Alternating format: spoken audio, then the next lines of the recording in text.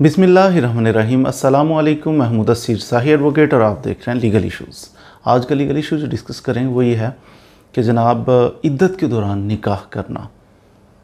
अक्सर हमने देखा है कि जनाब अदालतों के अंदर लोग खुला ले लेते हैं, मैरिज डिज़ॉल्व हो गई है जनाब। एक तो पहली बात ये खुला का जो अंदाज़ अपनाया जाता है अदालतों के अंदर, मेरी समझ से तो वो बालातर है जनाब। लड़की आई है, उसने लिख के खुला दायर कर दिया जनाब, एक छोटा सा केस कर दिया कि मेरी मैरिज ख़त्म की जाए खुला की बेसिस के ऊपर।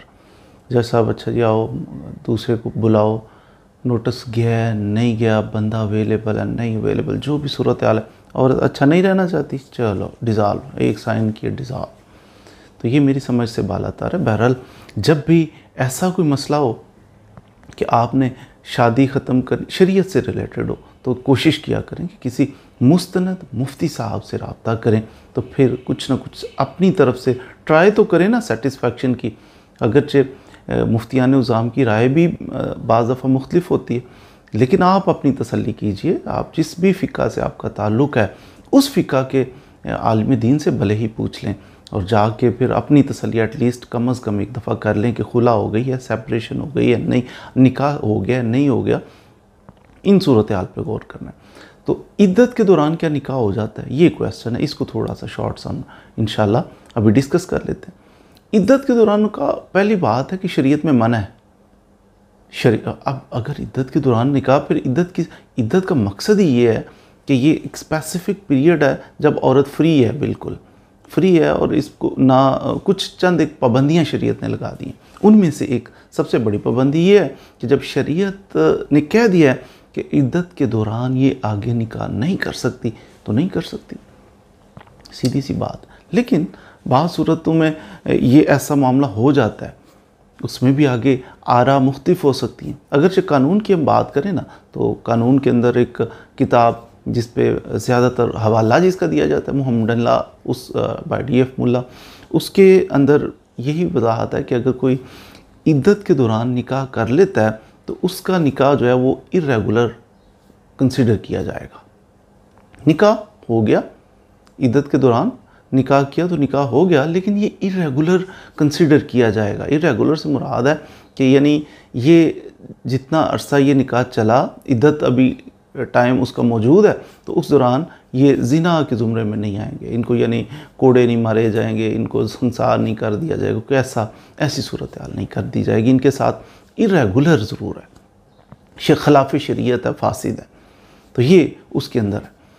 बहरहाल उलमा की राय इसमें थोड़ी सी मुख्तलिफ हो सकती है। उलमा यानी शरीयत के ये भी पहलू पेश नज़र बाज़ दफ़ा रखे जाते हैं कि औरत अगर कहती है कि 3 माह से पहले ही मेरी इद्दत ख़त्म हो गई है, तो औरत के कौल के ऊपर भरोसा किया जाएगा। वो कहती है जनाब मेरी 85 डेज़ में इद्दत पूरी हो गई है, तो शरीयत कहती है कि अगर वो कह रही है तो दैट्स ओके। अब इसमें थोड़ी तहकीक की जाएगी हुई है या नहीं हुई। औरत है, वो 3 मेंसेस उसके जनाब गुजर गए, वो कहती है गुजर गए तो गुजर गए, वो ज़रूरी नहीं 90 डेज़ गुजरेंगे तो गुजरेंगे, उससे पहले भी पॉसिबिलिटी है। तो औरत ने अगर कह दिया फिर समझा जाएगा कि ये उसके कॉल पे भरोसा किया जाएगा। तो इद्दत का वक्त जो है वो पहले भी ख़त्म हो सकता है, ज़रूरी नहीं स्पेसिफिक टाइम हो, क्योंकि औरत ने कह दिया तो उसके कहे के ऊपर ही बाज़ दफ़ा कंसीडर कर लिया जाता है।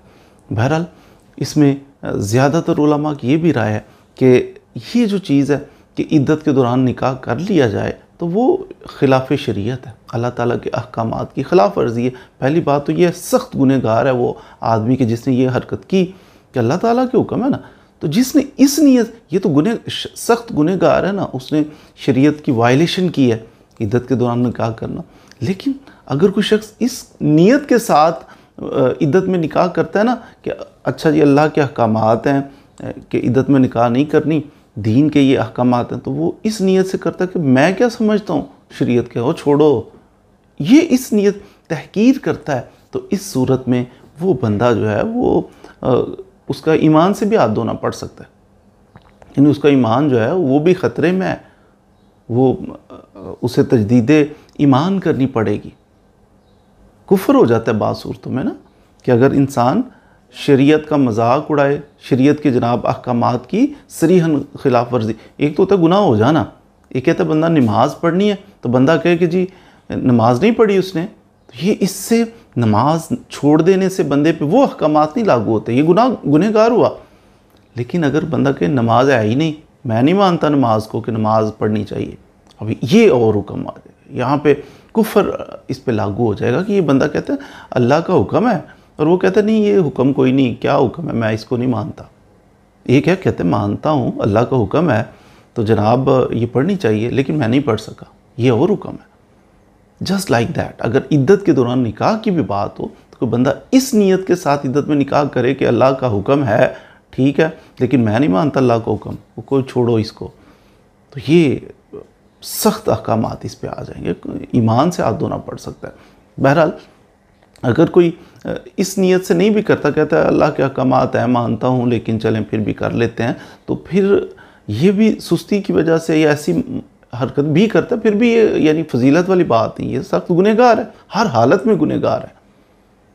और फुकाहा इसके बारे में ये भी फरमाते हैं कि जब इद्दत पूरी हो, इसने निकाह इद्दत में कर लिया, उसके बाद इद्दत का पीरियड अब पूरा हो गया, दोबारा निकाह करे तो ये फिर इसकी मैरिज जो है वो रेगुलर मैरिज कंसीडर कर दी जाएगी। बहरहाल जी, मेरी सुजेशन जो है वो आपसे दोबारा ये गोशगुजार करूँगा कि आप कोशिश फरमाएं कि जब शरीयत से रिलेटेड मामला हो तो उसको फेसबुक पे ना पूछा करें। मैंने देखा बाद दफ़ा सोशल मीडिया के ऊपर फेसबुक पे लगा देते हैं जी मैंने ऐसा किया, क्या तलाक हो गई, और नीचे देखने वाले अपने अपने ओपिनियन दे रहे होते हैं। तो शरीयत का जब इल्म हासिल करना चाहते हैं, शरीयत का कोई टेक्निकल पॉइंट है वो लर्न करना चाह रहे हैं, तो वो किसी मुस्तनद मुफ्ती साहब से रब्ता करें, ना कि सोशल मीडिया पे डाल दें कि जनाब इससे इल्म हासिल करना है हमने। अच्छा, जब आप बीमार हो तो अच्छे मुआलिज से रब्ता करना चाहिए, ऐसा नहीं है कि जनाब फेसबुक पे लगा दें कि मुझे ये सिम्टम है तो बताएं क्या करूं, ऐसा नहीं। आपको किसी मुस्तनद अच्छे डॉक्टर से, स्पेशलिस्ट से रब्ता करना चाहिए, फिर वो आपको आपका ट्रीटमेंट करेगा। तो नीम हकीम खतरा जान ये भी हो सकता है बाज़ दफ़ा। इसी तरह आपका जो दीन से रिलेटेड चीज़ें, शरीयत से रिलेटेड चीज़ें, उनके बारे में भी एहतियात करनी चाहिए, कोशिश करनी चाहिए कि मुस्तनिद कोई मुफ्ती साहब ढूंढ के तो उनसे रब्ता करना चाहिए। बहरहाल जो थोड़ा बहुत इल्म मेरे पास था कि इद्दत के दौरान निकाह जो है वो सख्त गुनाह और वो वैलिड निकाह कभी भी नहीं, कोई भी नहीं इसको कहता। तो ये मसाइल जो है हमें मुफ्ती साहब से सीखने हैं और कानूनी जो पहलू हैं उसके लिए हमारा चैनल देखना है। बहरहाल ये जो टॉपिक था ये शरीयत से रिलेटेड तो था, प्राइमरी तो शरीयत से रिलेटेड है, लेकिन ज़ाहिर है कवानीन से भी, मुल्की कवानीन मैंने जैसे अर्ज़ किया 257 मोहम्मदन लॉ, उसके अंदर भी इसकी कुछ वजाहत की गई है। तो प्रिवेल जो करता है, जो समझा जाता अथेंटिसिटी, वो तो फिर दीन की बात, क्योंकि शरई मसला है इसलिए मुफ्तियान निज़ाम उनकी राय को मुकद्दम रखना चाहिए हमें। कवानीन और अदालतें जो है बाज़ दफ़ा उसमें मैं भी डिसएग्री करता हूँ, बाज़ अदालती मामलात ऐसे होते हैं मैं चाहता हूँ कि इसमें बेहतरी आनी चाहिए, इसमें इम्प्रूवमेंट आनी चाहिए, इसमें तब्दीली आनी चाहिए बाज़ कवानीन में, कि वो मुझे शरीयत से बाज़ दफ़ा टकराते नज़र आते हैं। तो इसलिए आपको जब शरई पहलू हो जाए तो आपने प्रिवेल वो चीज़ करें, कोशिश करें कि उसको मुकद्दम रखें, उसके मुताबिक अपनी ज़िंदगी गुजारें, उसके मुताबिक अपना डिसीजन लें कि जो आपको कोई मुस्तनद मुफ्ती साहब कहते हैं। मज़ीद वीडियोस के लिए हमारे साथ रहिए। कानून से आगाही मज़ीद हासिल करना चाह रहे हैं अगर, कि मुल्की कवानीन कैसे चल रहे हैं, क्या कवानीन है और कैसे अमल दरामद हो रहा है, तो इसके लिए हमारे चैनल को सब्सक्राइब कीजिए। मज़ीद वीडियोज़ के लिए हमारे साथ रहिए। Thank you very much.